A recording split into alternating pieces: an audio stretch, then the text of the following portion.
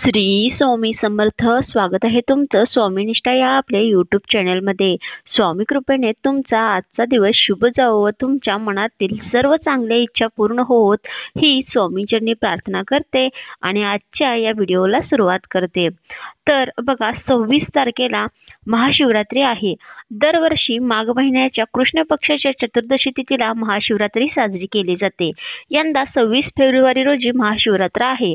पंचांगानुसार 26 February 2025 रोजी चतुर्दशी तिथीचा शुभारंभ सकाळी 11:08 होणार असून 27 फेब्रुवारीला सकाळी 8:54 ही तिथी समाप्त होईल.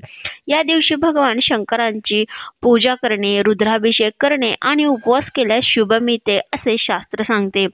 त्याचप्रमाणे भगवान भोलेनाथांच्या सेवेमध्ये अत्यंत महत्त्वाचे मानले जाणारे म्हणजे शिवलीलामृत होय.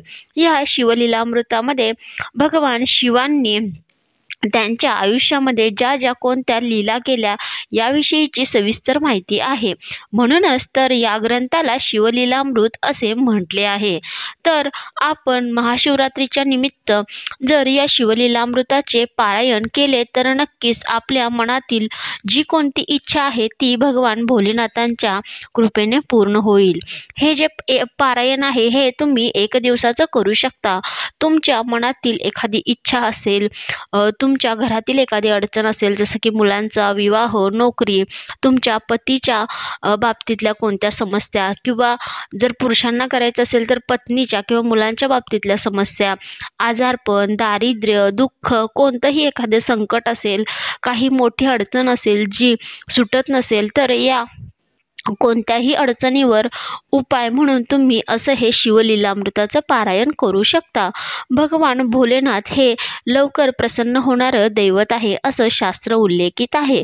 जर तुम्ही महाशिवरात्रीच्या दिवशी अशा पद्धतीने 1 दिवसाचे शिवलीलामृताचे पारायण केले तर महाशिवरात्रीच्या पूजेचे संपूर्ण फळ तुम्हाला मिळेल.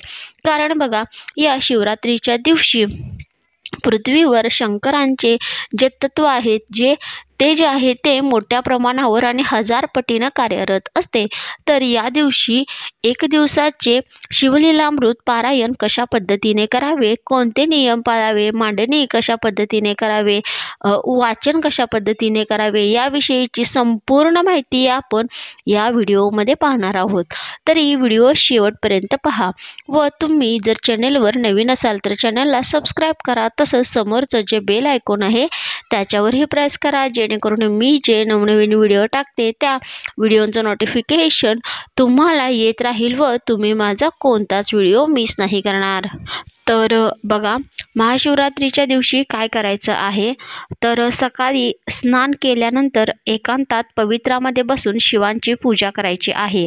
जर तुम्हाला या दिवशी जमत असेल तर अवश्य जवळच्या शिवमंदिरामध्ये जाऊन पारायणास चालू केले तरीही चालेल. तर त्यानंतर काय करायचं आहे, पूजा करायची आहे, पंचोपचारे पूजा करायची आहे. जसं की बेलाची पाने, पांढरी फुले, दूध, शुद्ध जल, दहीभाताचा नैवेद्य, ह्या सर्व गोष्टी श्री शंकरांना प्रिय आहेत. तर विधिवत धूप, दीप, आरती अशा पद्धतीने प्रथम श्री भगवान शंकरांची पूजा करायची आहे. तुमच्या घरामध्ये या दिवशी जर शिवलिंग असेल तर त्याची तुम्ही अभिषेक केला तरीही चालेल. पूजा करून झाल्यानंतर काय करायचं आहे, पोथी घ्यायची आहे. पोथीची सुद्धा तुम्हाला पूजा करायची आहे. हळद कुंकू वगैरे टाकायचं आहे, अक्षता फूल टाकायचे आहे आणि वाचन झाल्यानंतर संकल्प करायचा आहे की तुम्ही तुमच्या मनातील कोणती इच्छा आहे, की तुमची जी कोणती अडचण आहे ती भगवान भोलेनाथांना सांगायचं आहे की हे भगवान भोलेनाथ, माझी ही समस्या आहे. जसं की नोकरीची असेल, मला नोकरी लागावी व तुम्ही माझ्याकडून ही सेवा करून घ्यावी, यासाठी मी हे तुमचे 1 दिवसाचे पारायण करत आहे. तरी तुम्ही ते निर्विघ्नपणे पाडून घ्यावे अशा पद्धतीने विनंती करायची आहे. आणि त्यानंतर काय करायचं आहे, वाचनाला सुरुवात करायची आहे. तर त्यानंतर बघा, एकांतात आणि पवित्रपणे बसून शिवांची पूजा करून पारायण करावे. या दिवशी मद्य मांस भक्षण करू नये. पारायण चालू असताना 7 अध्यायानंतर घटकावर विश्रांती घ्यावी. त्या अवधीत तुम्ही देहधर्म आवरावे, दूध, फळे भक्षण करावीत, हात पाय तोंड स्वच्छ धुवून पूर्ण आसनस्थ व्हावे आणि पाठ पूर्ण करावा. तर यामध्ये एकूण 15 अध्याय आहेत। तर हे संपूर्ण जे 15 अध्याय आहेत ते तुम्ही एका बैठकीमध्ये वाचायचे आहेत। ते शक्य नसल्यास तुम्ही 7 अध्याय वाचून झाल्यानंतर विश्रांती घेऊन मी सांगितल्याप्रमाणे परत हातपाय स्वच्छ धुवून आसनस्थ होऊन पाठ पूर्ण करू शकता। अतिशय साध्या सोप्या पद्धतीने असे हे शिवलीलामृताचे पारायण तुम्ही सकाळी किंवा सायंकाळच्या वेळी कधीही दिवसभरात करू शकता। तर बघा, या पारायणाचे काही थोडेफार नियम आहेत। ते म्हणजे उपासनात नित्य नियम पाहिजे, दुर्जनांचा संग टाळावा, चित्त शांत असावे, विकल्प धरू नये, श्रद्धा ठेवावी, संकल्प करून पठणास प्रारंभ करावा, शिवरात्रीचा उपवास, शिवपूजन, शिवदर्शन, त्या दिवशी शिवमंत्र जाप, शिवलीलामृत पारायण यांनी सर्व इहपर कामनापूर्ती होते व शिवसायुज्य मिळते अशी परंपरागत फलश्रुती आहे। तर बघा, हे वाचन पूर्ण करायचं आहे अशा पद्धतीने हे नियम पाळून, आणि वाचन पूर्ण झाल्यानंतर 108 वेळा ओम नमः शिवाय, ओम नमः शिवाय या मंत्राचा जप करायचा आहे। तर बघा, ह्या पारायणाचे उद्यापन कसे करायचे आहे। उद्यापन करताना भगवान शंकरांना नैवेद्य दाखवायचा आहे। पांढऱ्या वस्तू जसे की दही भात, दुधाची खीर इत्यादी कोणताही किंवा संपूर्ण जेवणाचे ताट असाही तुम्ही नैवेद्य दाखवू शकता। पारायण करताना दिवा तेवत ठेवावा। ज्या दिवशी बघा, म्हणजे त्याच दिवशी उद्यापन करणार आहे त्यावेळेला शंकराच्या मंदिरात जाऊन शंकरांपुढे यथाशक्ती तांदूळ व पैसे ठेवावे।